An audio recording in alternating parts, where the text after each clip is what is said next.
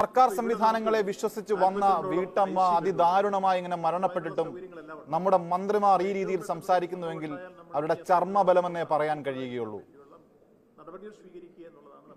ആ വീട്ടമ്മ മരിച്ചിട്ട് ആ സർക്കാരിന്റെ വികസന നേട്ടങ്ങൾ എണ്ണി എണ്ണി പറയാനാണ് ആ വാർത്താ സമ്മേളനം നമ്മുടെ മന്ത്രിമാർ വിനിയോഗിക്കുന്നത്.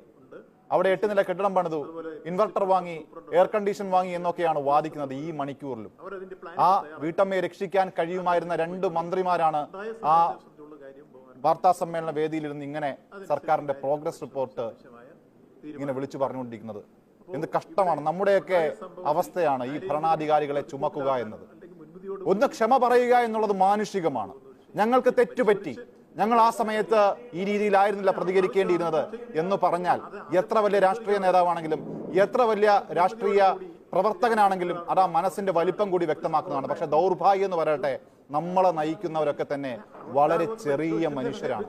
അതുകൊണ്ടാണ് ഒരു വീട്ടമ്മ മരിച്ച് അവിടെ മോർച്ചറിയിൽ കിടക്കുമ്പോഴും നമ്മുടെ മന്ത്രിമാർ ഈ സമയവും ഭരണ നേട്ടത്തിന്റെ വലിപ്പം പറഞ്ഞ് ആ മരണത്തെ അപ്രസക്തമാക്കാൻ ശ്രമിച്ചുകൊണ്ടിരിക്കുന്നു.